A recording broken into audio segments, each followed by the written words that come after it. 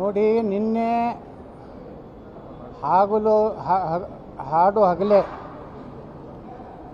ಏನು ಬೆಂಗಳೂರು ಅಂತ ಒಂದು ಸುರಕ್ಷಿತ ನಗರ ಅಂತ ಏನು ಹೇಳ್ಕೋತಾರೆ, ಆ ಸುರಕ್ಷಿತ ನಗರದಲ್ಲಿ ಸುಮಾರು 7 ಕೋಟಿ ರೂಪಾಯಿ ಅಷ್ಟು ಹಣ ಏನು ನಮ್ಮ ATMಗಳಿಗೆ ತುಂಬಬೇಕಾದಂಥ ಹಣ ಇವತ್ತು ದರೋಡೆಯಾಗಿದೆ. ಇದು ಒಂದೇ ಪ್ರಕರಣ ಅಲ್ಲ, ಕಳೆದ 3-4 ತಿಂಗಳಿಂದ ಬಿಜಾಪುರ ಜಿಲ್ಲೆಯಲ್ಲಿ 2 ಬ್ಯಾಂಕ್ಗಳು, ಮನಗುಳಿಯ ಒಂದು ಬ್ಯಾಂಕು ಮತ್ತು ಚಡ್ಚಾಣದಲ್ಲಿ ಬ್ಯಾಂಕು, ಕ್ವಿಂಟಲ್ಗಟ್ಟಲೆ ಬಂಗಾರ ಮತ್ತು ಕೋಟಿಗಟ್ಟಲೆ ಹಣ ದರೋಡೆಯಾಗಿದೆ.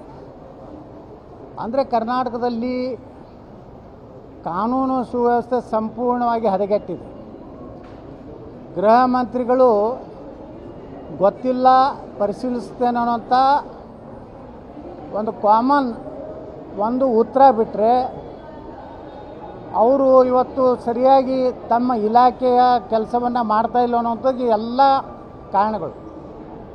ಆಮೇಲೆ ನಿರಂತರವಾಗಿ ಅಧಿಕಾರಿಗಳ ಮೇಲೆ ಈ ವರ್ಗಾವಣೆ ಅನ್ನುವಂಥ ಒಂದು ಏನು ಶಾಸಕರ ಒಂದು ಪ್ರತಿ ವರ್ಷವೂ ವರ್ಗಾವಣೆ ಒಂದು ಉದ್ಯೋಗ ಮಾಡಿಕೊಂಡು ಯಾವ ಅರ್ಹ ಅಧಿಕಾರಿಗಳು, ಪ್ರಾಮಾಣಿಕ ಅಧಿಕಾರಿಗಳು, ಒಳ್ಳೆಯ ದಕ್ಷ ಅಧಿಕಾರಿಗಳಿಗೆ ಕೆಲಸ ಮಾಡುವಂಥ ಮನಸ್ಸು ಇಲ್ಲಾರಂಥ ಒಂದು ವ್ಯವಸ್ಥೆ ಈ ರಾಜ್ಯ ಸರ್ಕಾರದಲ್ಲಿ ಆಗಿದೆ. ಆದರೆ ಕಾಂಗ್ರೆಸ್ಸಿನ ಮುಖಂಡರೆಲ್ಲ ದೆಹಲಿ ಸೇರಿಬಿಟ್ಟಿದ್ದಾರೆ. ಮುಖ್ಯಮಂತ್ರಿ ಯಾರಾಗಬೇಕು? DK ಶಿವಕುಮಾರ್ ಆಗಬೇಕಾ ಅಥವಾ ಸಿದ್ದರಾಮಯ್ಯವ್ರು ಮುಂದುವರಿಬೇಕಾ ಅಥವಾ ಮತ್ತೆ ಇವರಿಬ್ಬರ ಮಧ್ಯದಲ್ಲಿ ಮಲ್ಲಿಕಾರ್ಜುನ ಖರ್ಗೆ ಅವರು ಮಾಡಬೇಕನ್ನುವಂಥ ಗೊಂದಲದಲ್ಲಿ ಕೇಂದ್ರ ಕಾಂಗ್ರೆಸ್ ಹೈಕಮಾಂಡು ಬಿಹಾರದಲ್ಲಿ ಹೀನಾಯವಾಗಿ ಸೋತ ಮೇಲೂ ಸಹ ಬುದ್ಧಿ ಬರದೆ ಒಂದು ಒಳ್ಳೆಯ ಸರ್ಕಾರವನ್ನು ಕರ್ನಾಟಕದಲ್ಲಿ ಕೊಡಲಿಕ್ಕೆ ಸಿದ್ದರಾಮಯ್ಯನವರ ಸರ್ಕಾರ ಸಂಪೂರ್ಣ ವಿಫಲ ಆಗಿದೆ. ರಾಜ್ಯದಲ್ಲಿ ಭ್ರಷ್ಟಾಚಾರ ವ್ಯಾಪಕವಾಗಿ ತುಳುಕ್ತಾ ಇದೆ. ಗುತ್ತಿಗೆದಾರರು ತಮ್ಮ ಆಸ್ತಿಗಳನ್ನು ಮಾರಿ ತಮ್ಮ ಖಾಸಗಿ ಸಾಲಗಳನ್ನು ಮುಟ್ಟಿಸುವಂಥ ಜೊತೆಗೆ ಆತ್ಮಹತ್ಯೆ ನಡೆಯುವಂಥ ಪರಿಸ್ಥಿತಿ ನಿರ್ಮಾಣ ಆಗಿದೆ.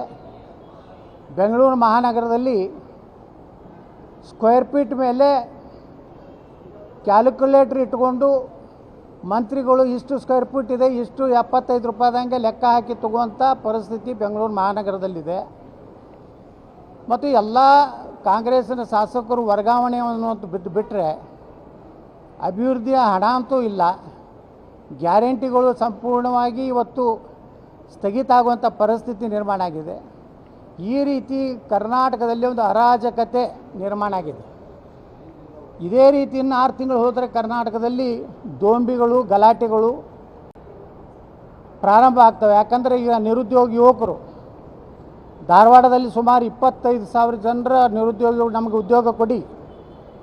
ಮೊನ್ನೆ ಬಿಜಾಪುರದಲ್ಲಿ ಸುಮಾರು 10,000 ನಿರುದ್ಯೋಗ ಯುವಕರು ಪ್ರತಿಭಟನೆ ಮಾಡಿ ಜಿಲ್ಲಾಧಿಕಾರಿಗಳಿಗೆ, ಅಲ್ಲಿನ ಉಸ್ತುವಾರಿ ಸಚಿವರಿಗೆ ಸುಮಾರು 2,13,000 ಸರ್ಕಾರಿ ಖಾಲಿ ಉದ್ಯೋಗಗಳಿದ್ದರೂ ಸಹ ನೇಮಕಾತಿ ಮಾಡದೆ ಕೇವಲ ಗ್ಯಾರಂಟಿ ಯೋಜನೆಗಳ ಬಗ್ಗೆ ಪ್ರಚಾರ ಬಿಟ್ಟರೆ ಕರ್ನಾಟಕದಲ್ಲಿ ನಿರುದ್ಯೋಗಿ ಯುವಕರು ಸಹ ಇವತ್ತು ದಂಗೆ ಏಳುವಂಥ ಪರಿಸ್ಥಿತಿ ರಾಜ್ಯದಲ್ಲಿ ನಿರ್ಮಾಣ ಆಗಿದೆ. ಇಂಥ ವ್ಯವಸ್ಥೆಯಲ್ಲಿ ನಾನು ರಾಜ್ಯಪಾಲರಿಗೆ ಆಗ್ರಹ ಮಾಡ್ತೇನೆ, ಕರ್ನಾಟಕದ ಕಾನೂನು ಸುವ್ಯವಸ್ಥೆ ಬಗ್ಗೆ, ಭ್ರಷ್ಟಾಚಾರದ ಬಗ್ಗೆ, ನಿರುದ್ಯೋಗ ಸಮಸ್ಯೆ ಬಗ್ಗೆ ರಾಷ್ಟ್ರಪತಿಗಳು ಮತ್ತು ಕೇಂದ್ರ ಸರ್ಕಾರಕ್ಕೆ ಗಮನಕ್ಕೆ ತೊಗೊಂಡ್ಬಂದು ಕರ್ನಾಟಕದಲ್ಲಿ ಶೀಘ್ರದಲ್ಲಿ ರಾಷ್ಟ್ರಪತಿ ಆಡಳಿತ ಮಾಡೋದು ಒಳ್ಳೆಯದು. ಇಲ್ಲಾಂದರೆ ಇವ್ರ ಕಡೆಯಿಂದ ಯಾವುದೂ ರೀತಿಯ ಸುರಕ್ಷತೆ ಇಲ್ಲ. ಇವತ್ತು ಹಿಂದೂ ಕಾರ್ಯಕರ್ತರ ಕಗ್ಗೊಲೆ ಆಗ್ತಾಯಿದೆ. ಹಿಂದೂ ಧಾರ್ಮಿಕ ಜಾತ್ರೆಗಳ ಮೇಲೆ ಕಲ್ಲು ಎಸೆಯೋದು, ಪೆಟ್ರೋಲ್ ಬಾಂಬ್ ಹಾಕುವಂಥ ಇವತ್ತು ಕೆಲಸ ನಡೀತಾ ಇದೆ. ಇವತ್ತು ಪೊಲೀಸ್ ಸ್ಟೇಷನ್ಗೆ ಬೆಂಕಿ ಹಚ್ಚುವಂಥ ಮಟ್ಟಕ್ಕೆ ಇವತ್ತು ಒಂದು ಕೋಮು ಗಟ್ಟಿಯಾಗಿ ನಿಂತಿದೆ. ಇಂಥ ವ್ಯವಸ್ಥೆಯಲ್ಲಿ ಸಿದ್ದರಾಮಯ್ಯನವರಿಗೆ ಶಾಸಕರನ್ನ, ಕೇಂದ್ರ ಹೈಕಮಾಂಡನ್ನು ಖುಷಿ ಪಡಿಸೋದು ಬಿಟ್ಟರೆ ಅವ್ರ ಕಡೆ ಏನೂ ಆಗ್ತಾಯಿಲ್ಲ. ನಾ ಮೊನ್ನೆ ಹೋದ ಅಧಿವೇಶನದಲ್ಲಿ ಹೇಳಿದ್ದೆ, ಮೊದಲಿನ ಸಿದ್ದರಾಮಯ್ಯ ಇಲ್ಲ ಅಂತೇಳಿ.